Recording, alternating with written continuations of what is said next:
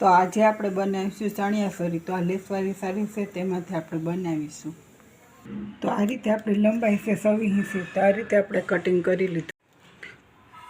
ત્યાર પછી આ રીતે ઘડી વારી લેશું।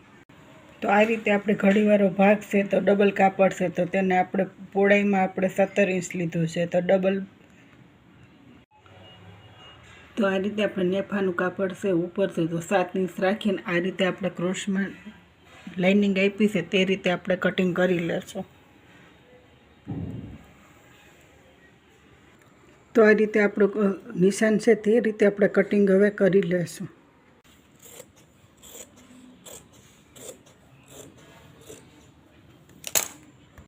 તો આ રીતે આપણું કટિંગ તૈયાર છે। તો આ જ રીતે આપણે અસ્તરનું કટિંગ કરી લેશું।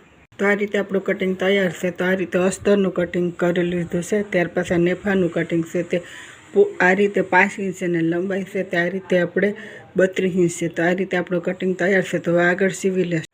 તો આ રીતે આપણે કટિંગ તૈયાર છે। તો હવે આપણે આ બે ભાગને જોઈન્ટ કરી લેશું। તો આપણે મેન કાપડ છે તેને અંદર રાખીશું, અસ્તરનું છે તે બરાબર રાખીશું। તો એ રીતે આપણે સિલાઈ કરી લેશું।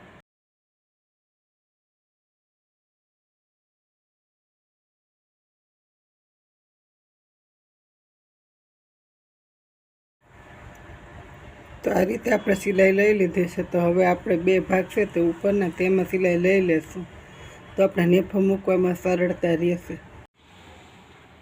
તો આ રીતે સિલાઈ લઈ લીધી છે। હવે આપણે 3 ઇંચ ઉપર રાખી દઈશું ત્યાર પછી એક સિલાઈ આ રીતે લઈ લેશું।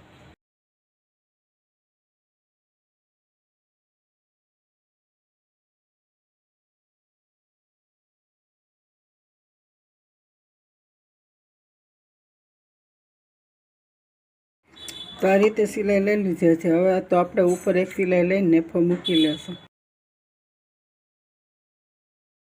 તો આ રીતે સિલાઈ લેવાઈ ગઈ છે। તો હવે નેફો મૂકી લેશું।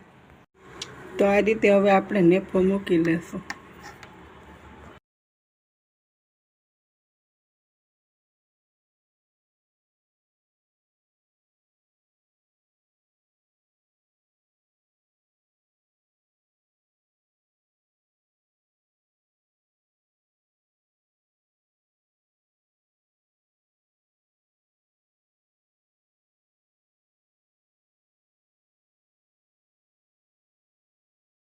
તો આ રીતે આપણો નેફો મુકાઈ ગયો છે। વધારાનો છે તે કટિંગ કરીને આપણે ઓટી લેશું। તો આ રીતે નેફામાં સિલાઈ લઈ લેશું।